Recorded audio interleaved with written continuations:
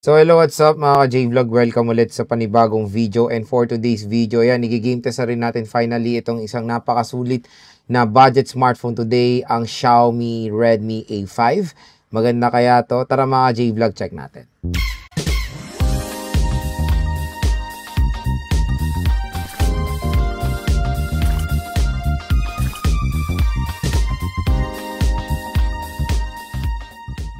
And for today's video, another game test na naman tayo, and this time ang Xiaomi Redmi A5 ang ating itatakel. So meron tayong mga So ito yung mga games na itetest natin: Genshin, Honor of Kings, WoWa, COD at Mobile Legends. So first lalaroin natin is ML. So ito settings natin, pinakamataas lahat. Map quality ultra, model quality standard, effects high, refresh rate super, resolution HD.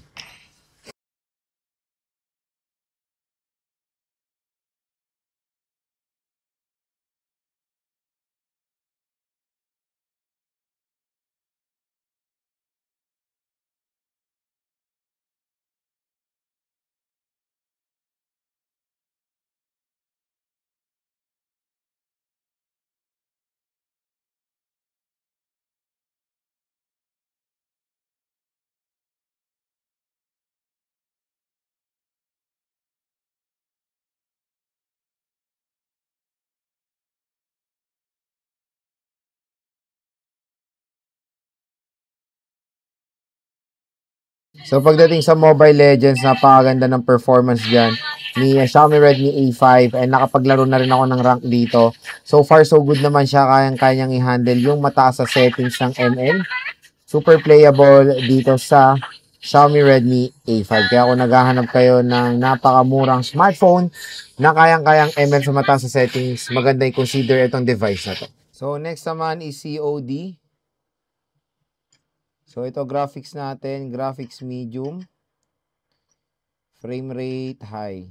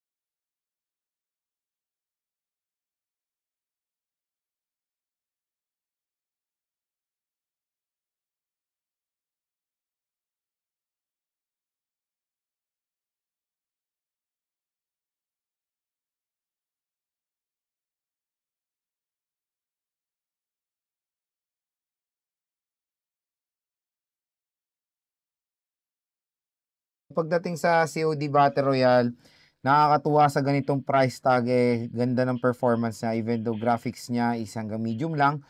Okay na yan mga ka-J-Vlog, as long as yung device ay na-handle naman pretty well.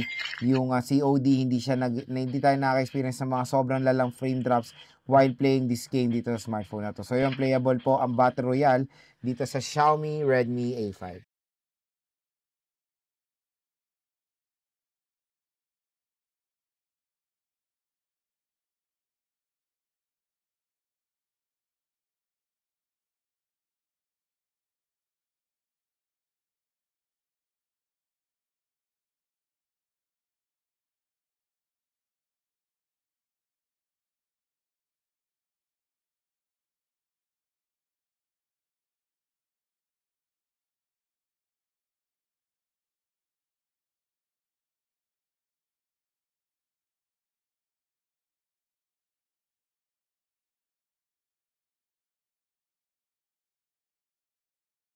So pagdating sa COD multiplayer, mas maganda syempre of course yung performance niya dito compare sa Battle Royale. Ayan, ang bilis ng rotation natin. No frame drops na malala while playing this game dito sa smartphone natin. Nakakatuwa. 3 pesos na smartphone, maganda rin ang performance sa COD. So, next naman is Genshin Impact. So, set muna natin yung settings niya. Sa pinamataas, try lang natin kasi nga game test naman, di ba? So, highest 60, off natin yung motion blur. Ayan. So, medyo gumanda yung graphics niya kasi hindi na siya pixelated compare sa low settings. Ayan, rotation pa lang ramdam natin yung slow movement at yung frame drops. Nakakagalaw naman pero may frame drops from time to time sa high settings. Pero in fairness, biruin nyo ha, ang presyo nito is 3 to 4,000 pesos. Pero ganito na ang performance sa Genshin Impact. Solid na yan, no?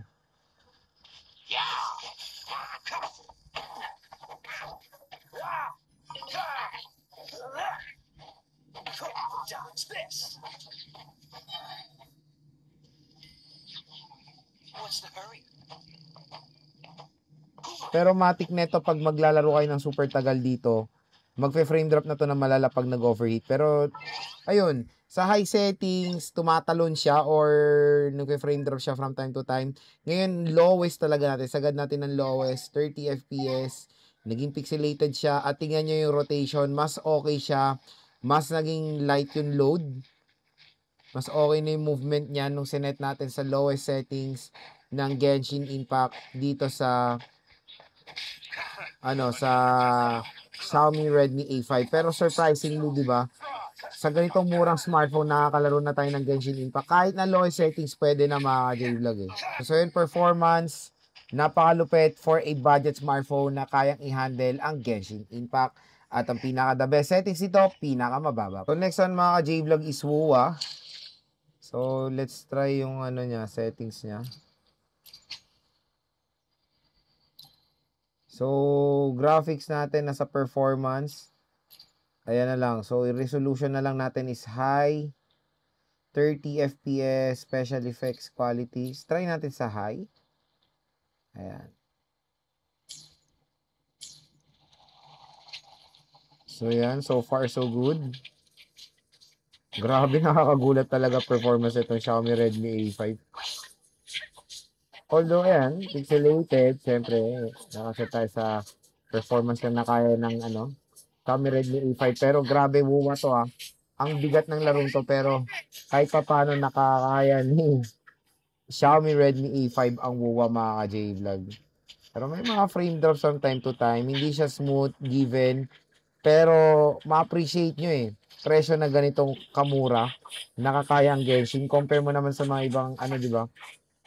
Mga competitors niya na sa simula pa lang hindi na kaya yung WUA. Ito solid mga ka-J-Vlog, nakakaya niya kahit pa paano.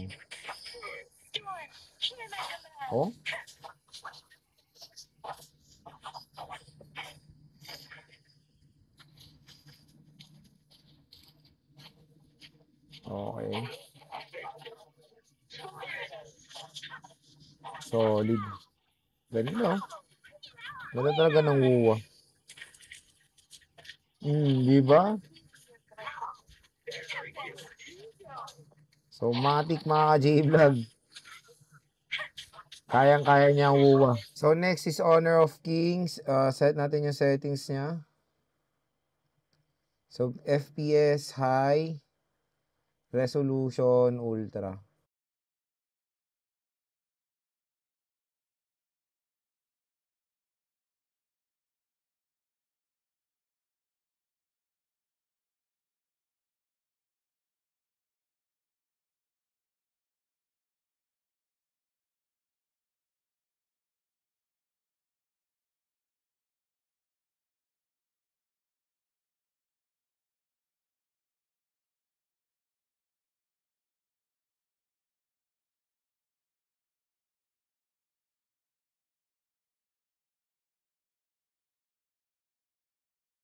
So yun mga J-Vlog, pagdating sa Honor of Kings, kayang-kaya naman i-handle yan ni Xiaomi Redmi A5 sa mataas sa settings. No frame drops naman at all while playing this game dito sa smartphone na to. Kaya yon, panigurado may enjoy nyo maglaro ng Honor of Kings sa mataas sa settings sa Xiaomi Redmi A5. So yun mga ka-J-Vlog, yung game test natin dito sa Xiaomi Redmi A5. So ang pinaka main question, Lods, maganda ba siya for gaming? Definitely for its price tag na 3 to 4,000 pesos. Nagulat ako sa performance nito dahil na-handle niya yung Genshin at WUA sa mababang settings. Okay rin naman ang performance niya.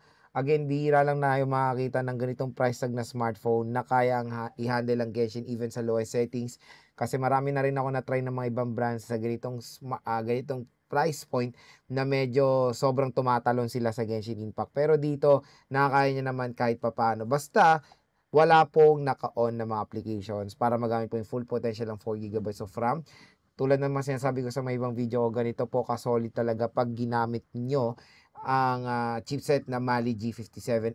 Even MP1 lang yan. G57 is G57. For a budget smartphone na ganitong murang halaga lang, napagandang i-recommend itong Xiaomi Redmi A5 pag gusto nyo maglaro din kahit papaano. 128GB is a good deal dito sa smartphone na to. Huwag nyo nang kunin yung 64. Mas kunin nyo na 128 para marami po kayo malagay ng mga games dito sa smartphone na to.